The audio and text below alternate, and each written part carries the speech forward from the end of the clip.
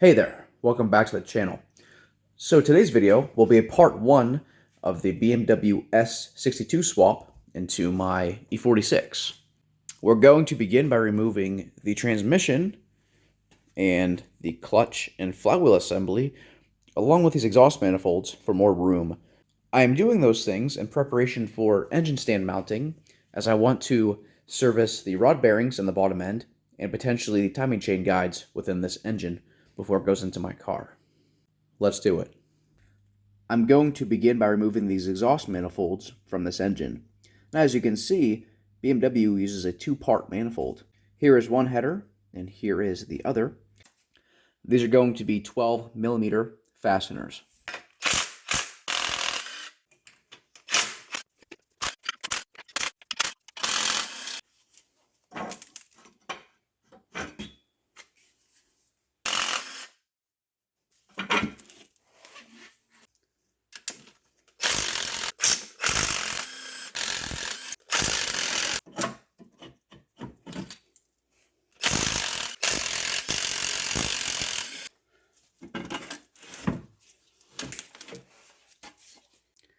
And now, as you can see here on the driver's side, when it comes to the block, this is kind of just blanked off.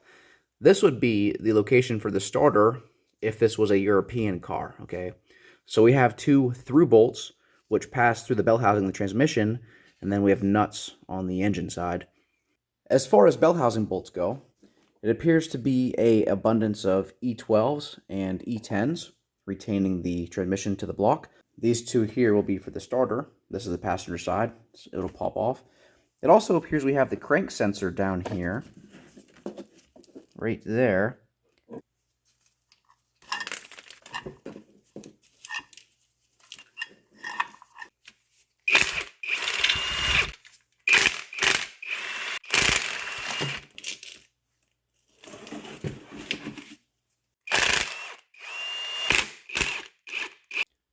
And here we have the driver's side. I'm going to counter hold these nuts while I loosen the blank starter location.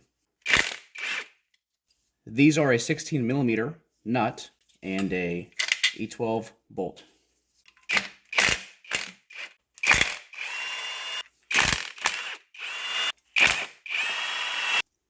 Now, before removing the last bolt down there, I want to put a block of wood underneath the oil pan here somewhere to kind of get the engine to prop more upright, as I do not want all the stress on the transmission back there while I'm trying to remove it, because it will fight me.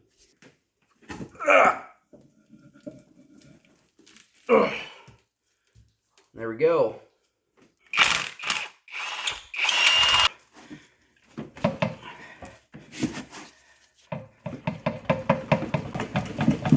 Oh, why is it so stuck on there? Jeez. Oh, there we go.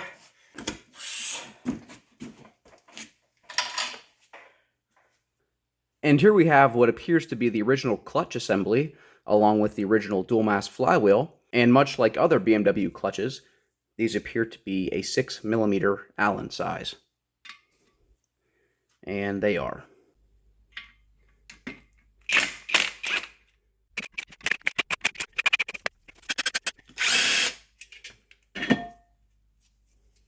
There is still a lot of life left on this clutch disc.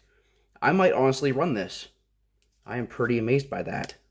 Here is the dual mass action to absorb shock and for a more comfortable driving experience. Now, when it comes to removal of the flywheel, we're going to need this special socket. It's going to be a T60 in size with some material removed right here. That is to go into the flywheel, and it will grab the bolts which are offset. I will show you what I'm talking about. Now, as you can see inside of there, the bolts are not truly centered in their bores.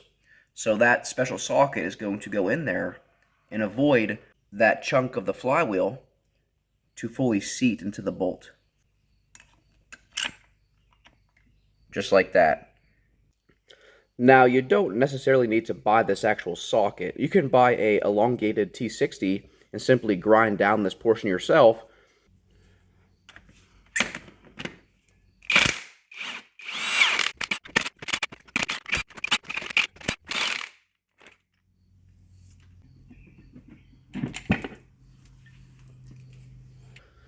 Now, you must take note during reassembly of the flywheel and clutch assembly that there's going to be one specific hole on the crankshaft which has a dowel that will correspond with a larger hole on the back of the flywheel. And in this case, it is right here, the top hole. You see how it's slightly larger. And also, these bolts will actually stay within this flywheel. They do not come out. So here is the starter. I have one more nut I must remove. It's underneath this cover. It's right there. Looks to be a 13 millimeter.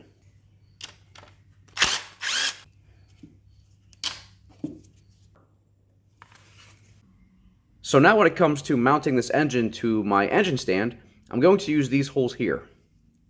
This one, that one, and I'm going to go through the starter hole here and the blanked out starter hole here, because this oil pan down here will be coming off for rod bearing service. So as far as bolts that I'll be using to mount this engine to my engine stand, I'm going to be using these main bearing cap bolts, which come from an M54 or M52 TU engine.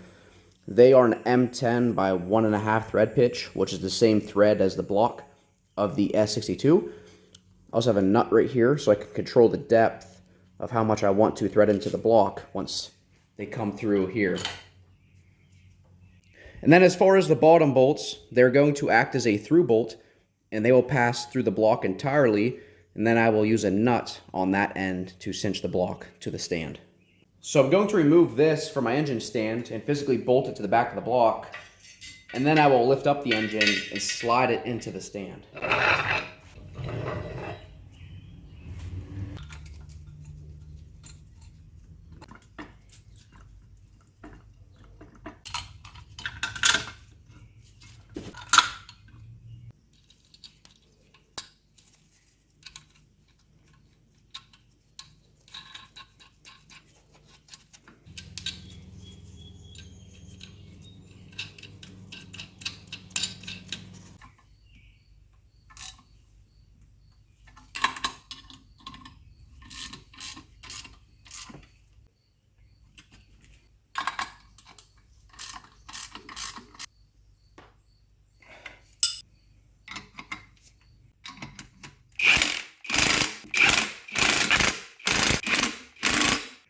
When it comes to lifting up engines, usually I just use a seat belt and I'll go directly to the lift points, which on this engine, right here is one, and back here is the other.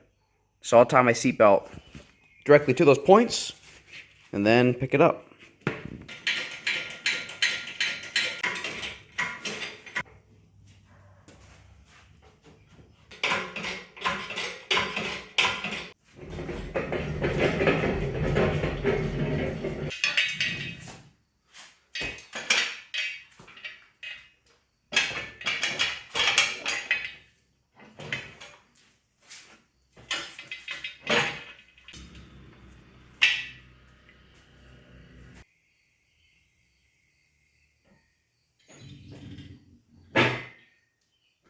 And there she is, now resting on the engine stand.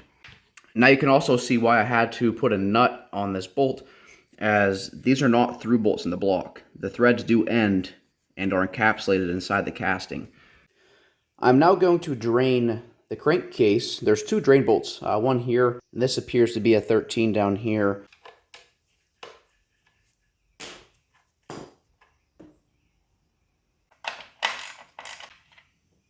Also, this appeared to be a 19 millimeter. And here we have a coolant drain bolt. There's going to be two per engine, one on either side of the block. They are usually a 13 millimeter.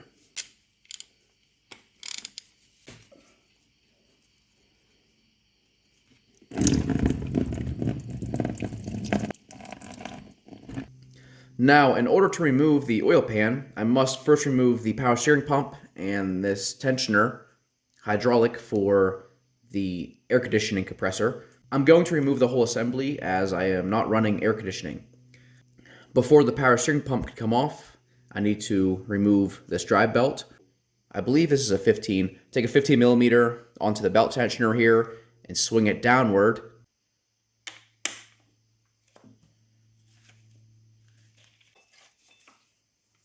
Now we have some 13mm fasteners and one in the back right there. Now the tensioner assembly is also two 13s up front.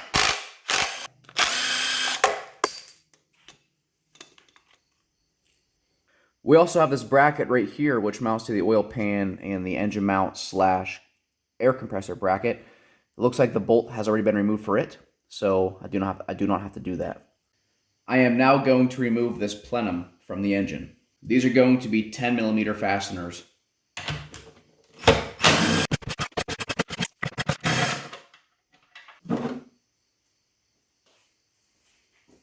And now we have an inside view of the plenum. We have velocity stacks for each throttle body. They are retained with 8mm fasteners. And now these should pull right out of here. It appears that these are all the same besides the front two.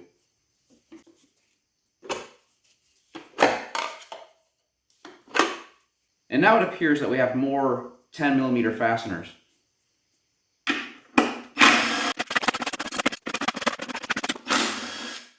Looks like there's one hose clamp right here. We now have these oil separators right here. We can remove these hose clamps right here, and there's two down there for the drains.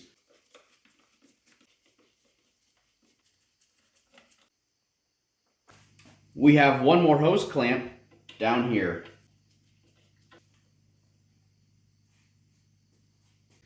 Now you can somewhat see the ITBs, the individual throttle bodies.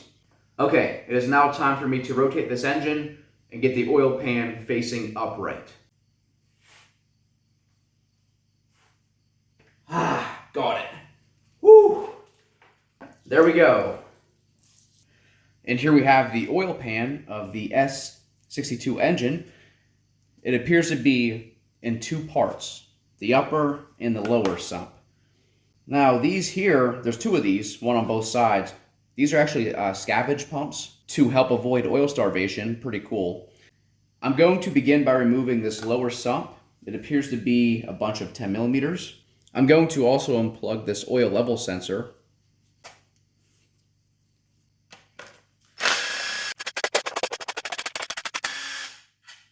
When it comes to retaining the lower sump, it appears we have two different lengths of fasteners. I missed one. Why don't you guys tell me?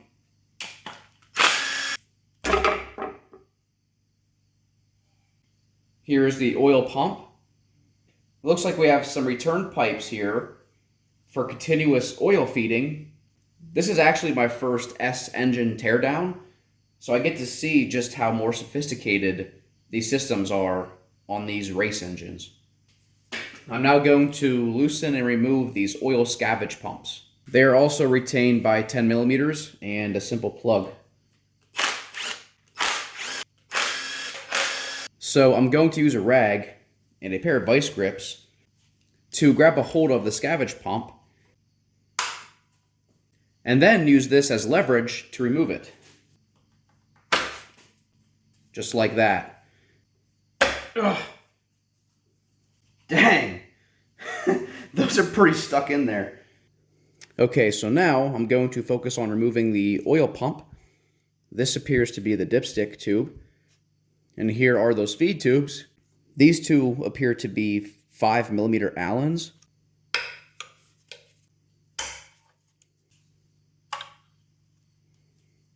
And now this tube here feels like it's retained by 10mm, which is currently submerged in oil. And there seems to be more 10mm within this pool of oil.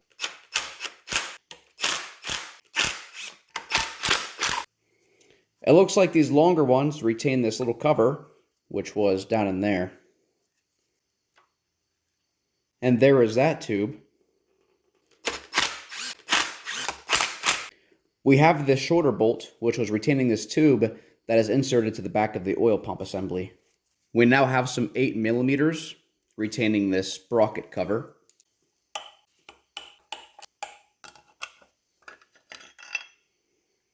And there is the oil pump sprocket and chain. I am now going to remove the nut for the oil pump sprocket. It is a 16mm size and it is not reverse thread.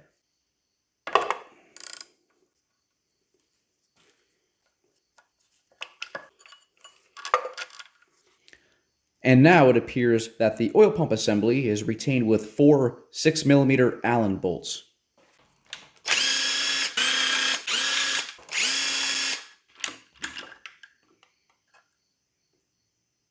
And here is the oil pump assembly. We have a little chain tensioner right here. Right here is where those scavenge pumps meet the oil pump assembly, right there. It's a fairly beefy unit. Look at this thing. It's a pretty serious oil pump. We are now nearly ready to remove the upper oil pan. We must remove this wire harness from its little holders here.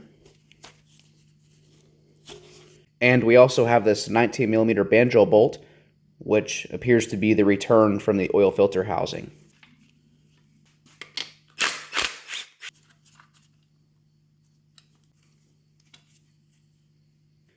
And here we are with this bracket again. I'm going to remove it. 13mm fasteners. Doing that gave me more room to remove the nut retaining the dipstick tube right there. 10mm nut. We also come back to the front of the engine where there's one more fastener right here retaining the dipstick tube. 10mm. And now this tube should separate. After taking a closer look of the dipstick tube, we have a retainer like this. I'm also going to remove this passenger side engine mount bracket, which is also the AC compressor bracket. 13mm fasteners.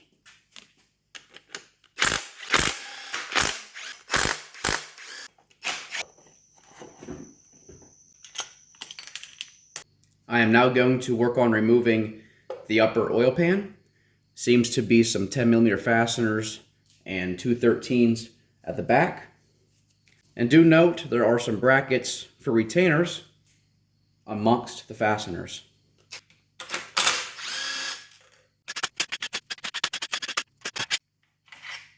Now, as the upper oil pan comes off, this tube right here will come out. There will also be another tube, which I believe it's right there, I'm not sure. All I know is whenever you remove this upper pan, you want to pull it off at an angle so you do not bend that tube, if that is indeed where it's at. I believe it is.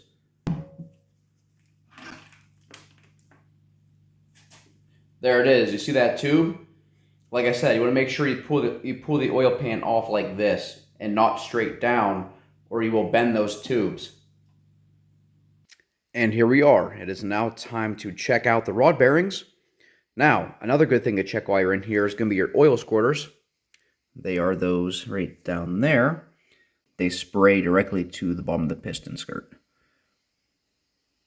Now, these rods, they're considered cracked rods, so the caps must go in the exact same place, in the exact same direction in which they currently are.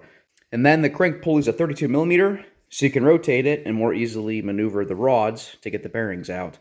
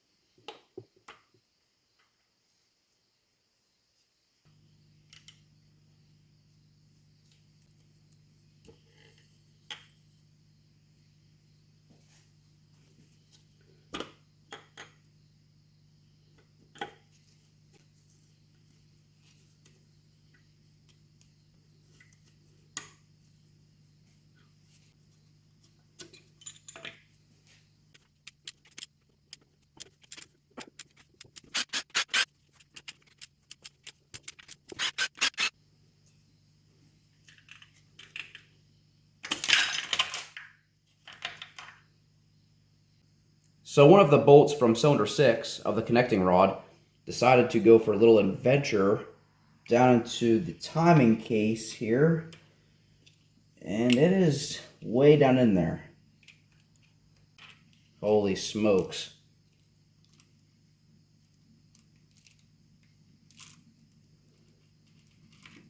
That could have been a problem.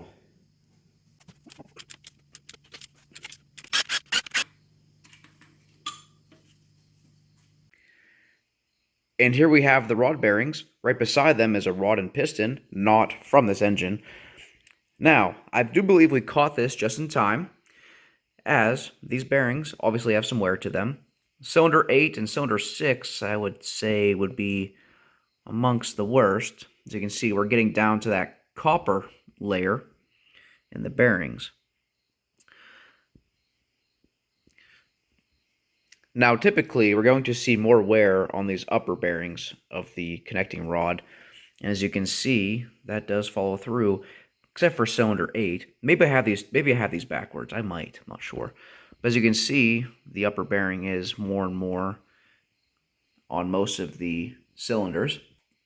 I'm more than likely going to opt for the WPC treated bearings. That is a type of coating process in which helps eliminate friction. Now, when it comes to these S62 engines, every one of them is built by hand, so tolerances will vary. I have seen these engines on the originals at over 200,000 plus 1,000 miles and still fine. Some engines, as little as 140,000, even less than that, they begin wearing just like this. This engine being 174,000. Overall, I am not too disappointed. Well, that's all for tonight's video. If you found the footage to be useful, knowledgeable, or entertaining for you, please consider subscribing to my channel, as I highly appreciate it. I'll see you guys in part 2. Catch you later.